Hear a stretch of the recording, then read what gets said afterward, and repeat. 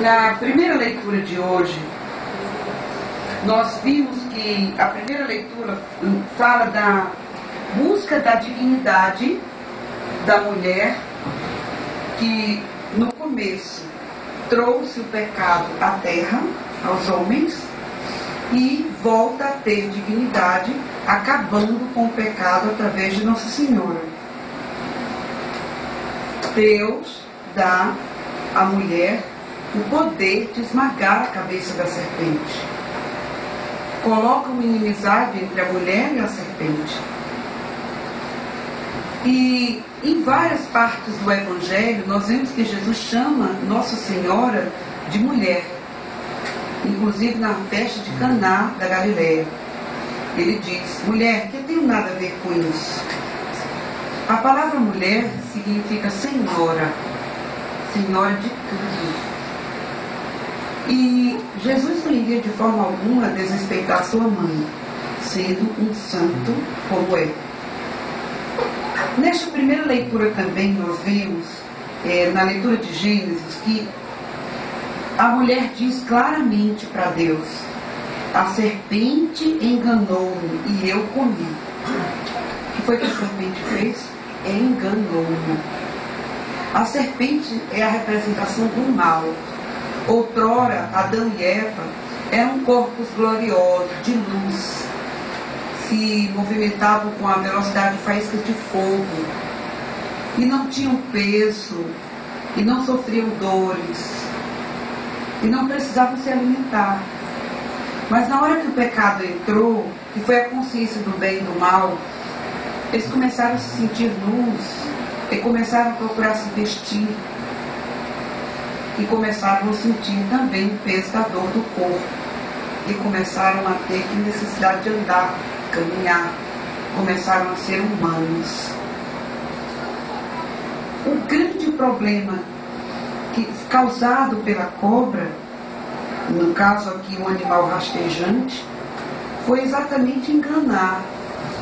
Quando nós enganamos alguém, quando nós mentimos, enganamos, fazemos fofoca, destruição, agimos com mal no meio dos nossos irmãos, nós somos essa cobra rastejante aqui, que Deus sentenciou a caminhar rastejando eternamente no chão.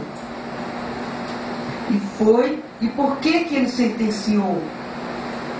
Exatamente por isso. A serpente enganou-me e eu comi. E aí Deus diz: por que fizeste isso? Serás maldita entre todos os animais. Olha o que Deus fala. Por que fizeste isso? A serpente não matou Eva, a serpente não pegou uma faca e matou Eva, a serpente não deu uma mordida em Eva, a serpente não fez nada disso. A serpente enganou Eva, a serpente mentiu para Eva. Vocês estão entendendo a gravidade da mentira, da enganação? Como é triste a gente andar pela vida mentindo, enganando, fazendo coisas erradas. Como Deus condena tudo isso. Ela transformou um animal em ser rastejante, só por causa disso. E este animal agora é a personificação de Satanás, até hoje no meio de nós. E ele colocou uma inimizade eterna entre a mulher e este animal. Então não existe amizade entre Nossa Senhora e a cobra, entre Nossa Senhora e Satanás. Por isso Nossa Senhora é muito santa.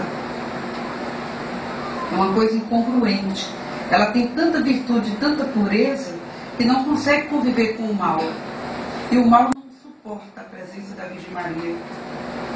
Eu visitei uma pessoa chamada Jesus. E foi me chamado, me pediram que visitasse, rezasse desse rapaz. Ele mora ali pelo Lago do Jacareí. E eu marquei às 5 horas da tarde, porque trabalhava, meu esposo também trabalhava. E nós fomos rezar desse rapaz. Tinha o quê? Uns 14 anos. E a mãe dele e ele estavam me esperando, e o pai, na praça do Lago do Jacareí.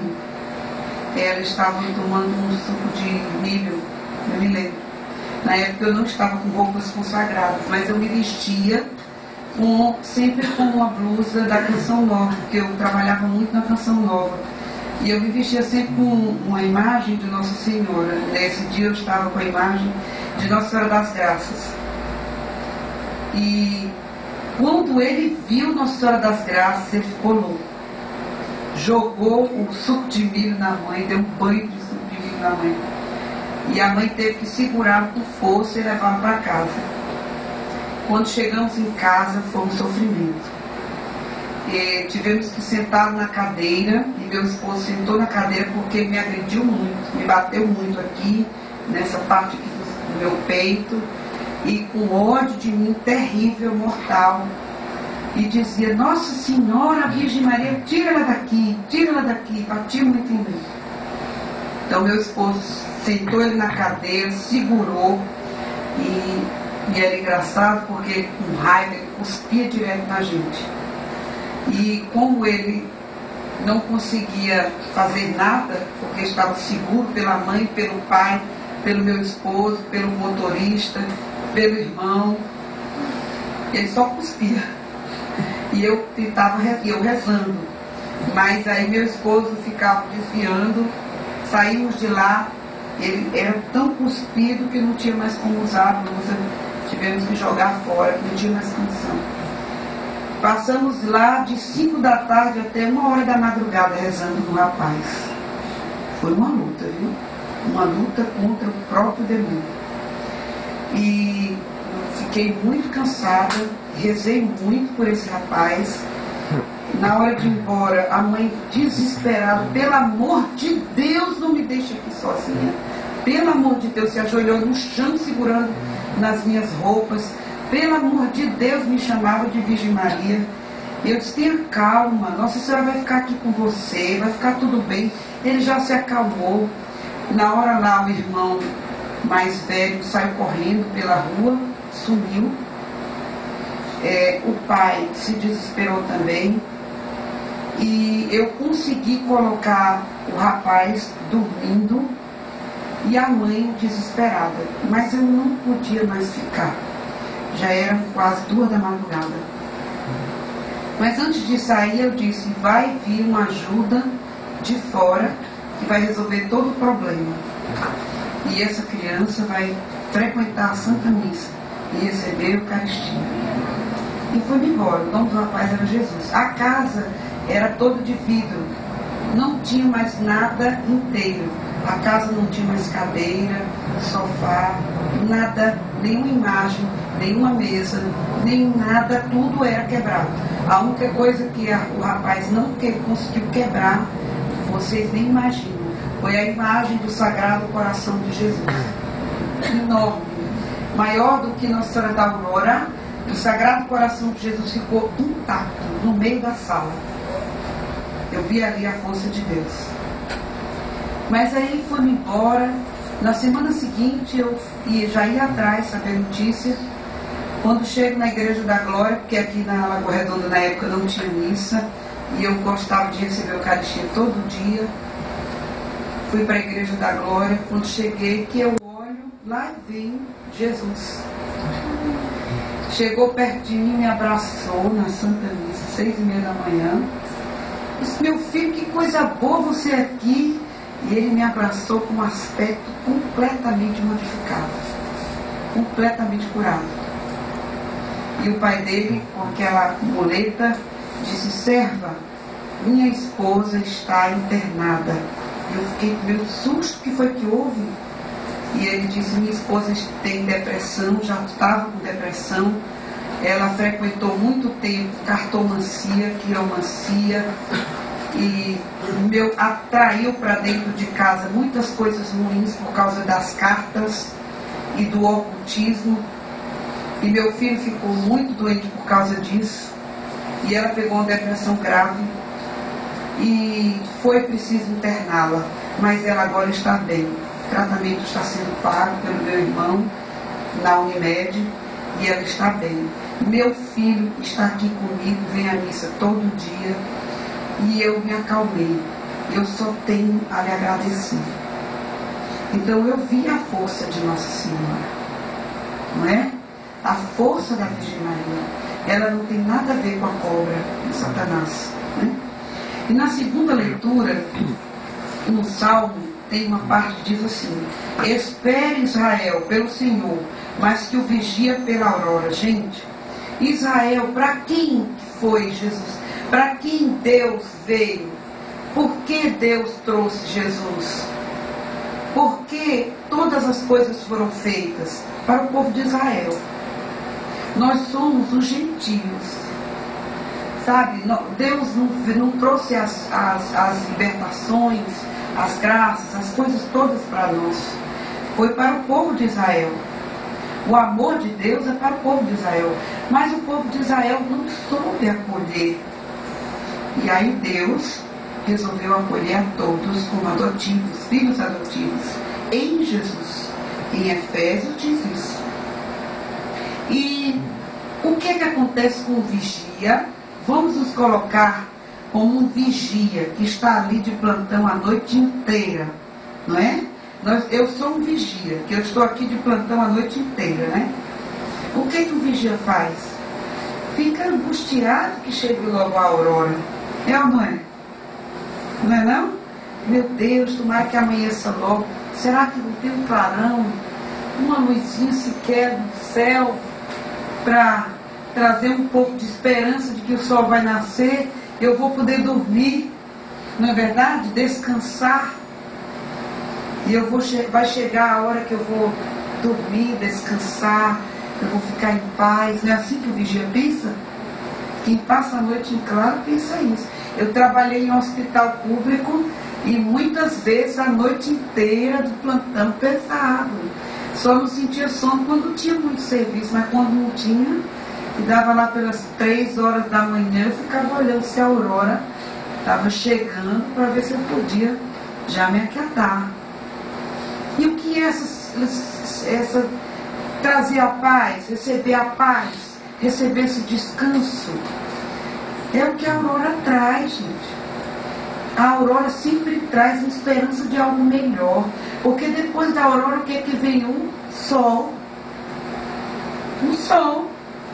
Depois daquele clarão breve, tênue da aurora, vem o sol. E com o sol vem tudo, vem a vida. Se nós, Deus o livre, desistir do sol e não houver mais, nós vamos ter vida. Não é isso? E na segunda leitura, nós vimos que ele fala claramente aqui: eu creio e por isso falei. Nós também cremos e por isso falamos, certo de que aquele que ressuscitou o Senhor Jesus nos ressuscitará também. A gente só fala daquele que acredita. Não adianta eu contar uma história para vocês muito bonita se eu não acredito nessa história. Vão dizer: ah, está mentindo. É mentira dela. Vai contar a segunda vez essa história, já vai sair mal contada. Porque vai ter aí alguma diferença, não é?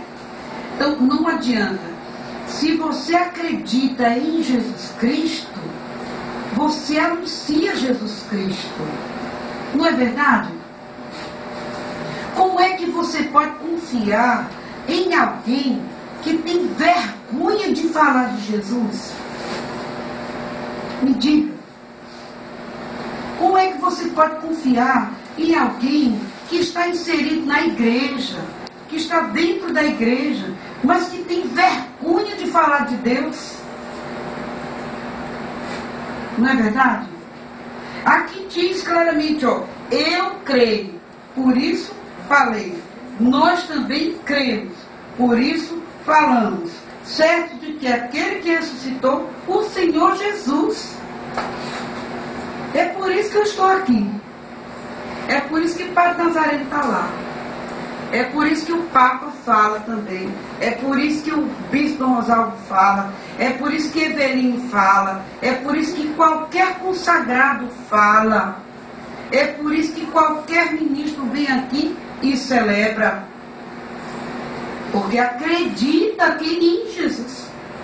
Quando você duvida do nosso Senhor, de nosso Senhor, Você não tem coragem de anunciar. Eu até coloquei aqui, ó, Mateus 12, 18. Eis o meu servo a quem escolhi, meu bem-amado, em quem minha alma pôs toda a sua afeição. Farei repousar sobre ele o meu espírito, e ele anunciará a justiça aos pagãos. Se nós estamos com o Espírito Santo de Deus, nós temos condição de falar aquilo que Deus quer. Entende? Eu vejo às vezes pessoas, muitos de nós, temos condição de contar tantas coisas, tão sem sentido. Nós às vezes perdemos tempo contando tantas coisas do governo, não é? Histórias que acontecem lá no país, não sei das quantas, fofoca de fulano Beltrano que chega, não é não? Para contar da vida de Beltrano, é ou não é? É ou não é? É. Se eu perguntar alguma coisa sobre a vida de fulano, que aconteceu um acidente, não sei das quantas, se você estiver assistindo na televisão, você vai contar bem direitinho. Mas se eu disser, vem cá, conte aqui, no altar, em pé, o que aconteceu com Jesus. Quais foram os sofrimentos dele, as dores que ele passou, o que Jesus fez, ou o que Jesus fez por você. Será que você está com o Espírito Santo? Aí você diz assim, eu estou com Deus, eu fui batizado, eu tenho o Espírito Santo. E cadê o Espírito Santo, hein? Estou procurando. Hein? Cadê o Espírito Santo? Porque quando chega aqui na frente, eu fico morta de vergonha. Pelo amor de Deus, serva, não tenho coragem. Como é que eu vou pregar a palavra, Eu quero saber cadê o Espírito Santo de vocês aqui. Olha, gente, ele diz claramente, farei repousar sobre ele o meu espírito, e ele anunciará a justiça aos pagãos. Quem não tem condição de falar aqui na frente, não diga que está com o Espírito Santo. Pelo amor de Deus. Estou certo ou errado? Estou certo? Só pode dizer que está cheio do Espírito Santo se tiver coragem de vir para cá. Foi o que Nossa Senhora me disse hoje. Vá lá e fale o que Jesus quer. Porque Nosso Senhor está sufocado. A taça está a encher-se. E Ele não suporta mais ver tudo isso. Entende? A cada altar, a cada Santa Missa, Nosso Senhor é crucificado novamente. E a gente fica, eu estou cheio do Espírito Santo, mas não tenho coragem de fazer essas coisas não. Não é não? Olha só, e a todos tem aqui, ó, o Evangelho, Mateus, quem quiser olhar, Mateus capítulo 10, versículo 7. O Evangelho é anunciado aos pobres. Quem não tem caridade não distribui o Evangelho. É só isso. O problema é que a gente só quer dar roupa, pão e comida. Vocês sabem qual é a primeira caridade? Anunciar o nome de Jesus. Pergunta a Santa Faustina. Quem tiver aí bastante santidade vai falar com ela no céu. Tenho certeza que ela vai responder. O livro dela tem escrito. E Jesus me disse isso. Qual é a primeira caridade?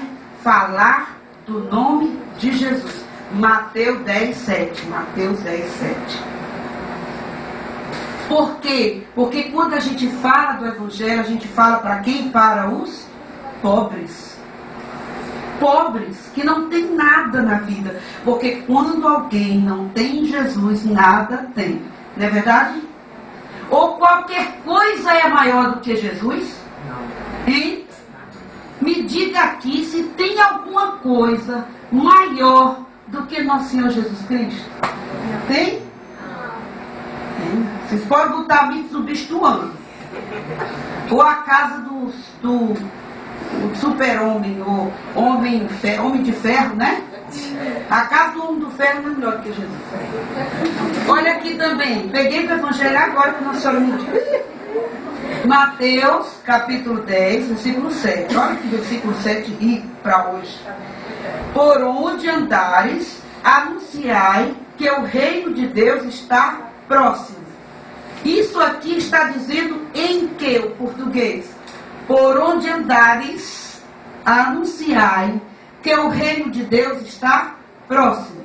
Este verbo, andares, está no imperativo ou não? Está no imperativo. Está no imperativo. Então é o que? O verbo aqui é uma ordem. É ou não é uma ordem? Hein? Estão tudo vermelho lá na primeira carta. É do sol? Também estou vermelha do sol. Viu? Olha, por onde andares, anunciai que o reino de Deus está próximo. Não é uma ordem, não? Então, se nós não fizermos isso, se nós não anunciarmos o evangelho aos pobres, se nós não anunciarmos que o reino de Deus está próximo, certo? Se nós não anunciarmos a justiça aos pagãos, que está aqui na Bíblia, pode olhar, nós não vamos ser condenados, não? Hein? Vamos? Não vamos para o inferno, não? Hein? Não, Ítalo. Ô, Ítalo, eu não vou me encontrar com você, eu vou para outro lugar. Viu? Olha, gente, a gente tem a mania de fazer as próprias leis. As próprias leis que a gente acredita que é. E os padres, eles são muito mais menos exigentes. Os padres são menos exigentes do que Deus. Sabiam disso? Eu já vi padres exorcistas fazendo exorcismo e o demônio dizendo isso. Os padres são menos exigentes do que Deus. Agora me diga uma coisa.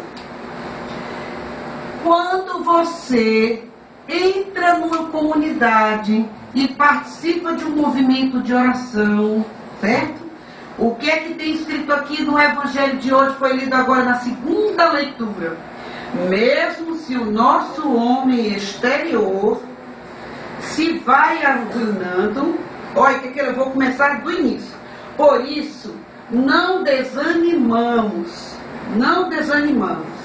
Mesmo se o nosso homem exterior se vai arruinando, o nosso homem interior, pelo contrário, vai se renovando dia a dia.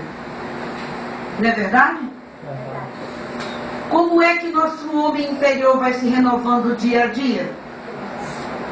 Quando a gente diz sim para as coisas de Deus. Eu me lembro da música de Padre Jonas, quando eu fazia parte da canção nova que ele cantava. Anuncia-me.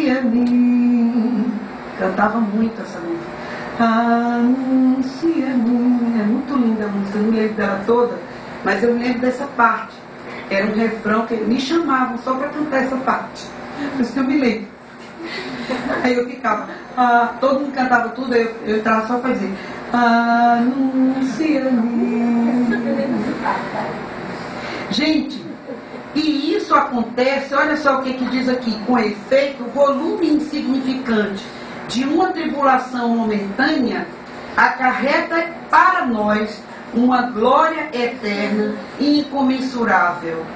Então, nós sofremos, as dificuldades acontecem, é difícil atender às nossas vontades, é difícil entender que nós somos pequenos, mas se nós entendermos que temos que somente o quê? Obedecer. Tudo não vai acontecer. Não vai? Porque, vamos entender de novo, eu gosto de entender, eu gosto de explicar, eu gosto de esmiuçar. Olha só, quando eu era pequena, e eu não sabia escovar o dente, e minha mãe veio me ensinar a escovar o dente, eu não aprendi a escovar o dente? E porque eu aprendi a escovar o dente, minha mãe também disse, todo dia escove o dente antes de dormir, após as refeições, ao acordar. Foi ou não foi? Não é assim? Ou tem alguém aqui que não faz isso, hein? Eu vou botar no quartinho da penteça. Então, olha só, eu tenho que escovar meu dente, senão sair falando com os outros, né? Diga! Não é não? Então, eu aprendi que eu tenho que escovar meu dente, não é não? E eu não tenho que obedecer? Mas no começo, será que a Maria Sofia sabe escovar o dente? Eu acho que ela engole mais baixo do que escova o dente, não é não? É. As meninas, as pequenininhas, as crianças daqui, escovam, brincam, fazem maior estripulia, mas não escovam direito. Mas se ela obedecer, não é não? Com o tempo, ela não vai aprender a escovar, não? Vai ou não vai? Vai. Então, onde é que eu quero chegar? Se nós obedecermos ao que Deus quer, gente, a gente se torna perfeito. Entenderam? Se nós obedecermos ao que Jesus quer, Satanás não tem poder. Agora, se a gente fica, olha o que o Evangelho diz, olha o que Jesus fala, olha o que Jesus diz. Como é que Satanás pode expulsar Satanás? Se um reino se divide contra si mesmo, ele não poderá manter-se.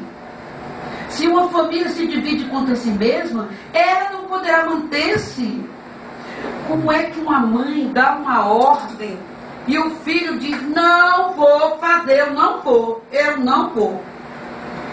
Essa família vai longe ou vai parar, ou vai se dividir?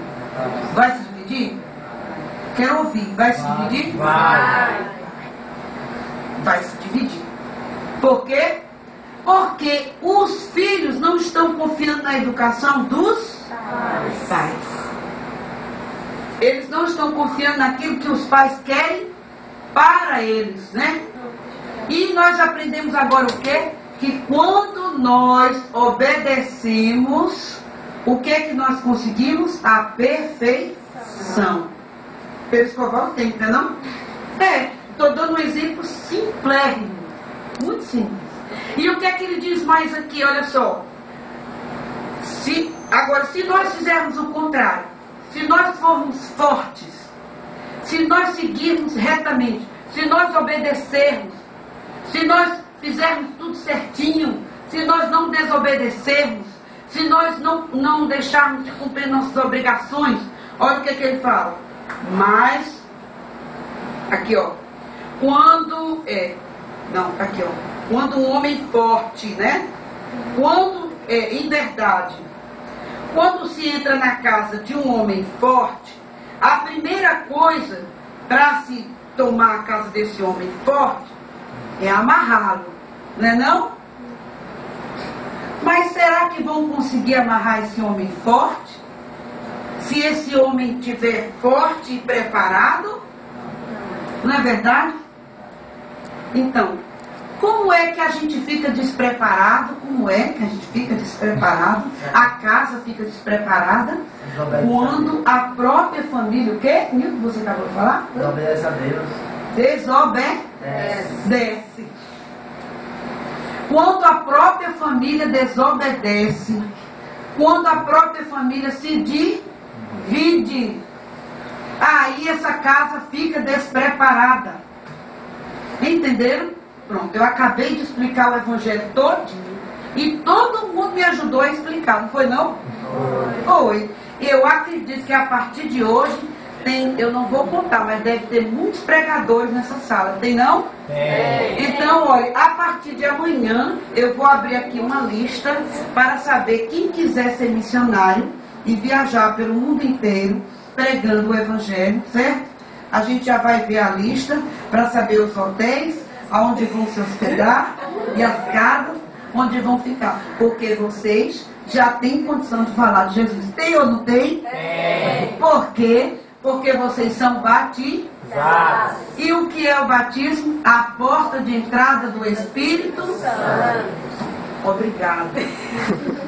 Louvado seja nosso Senhor Jesus Cristo. E a sua mãe Maria.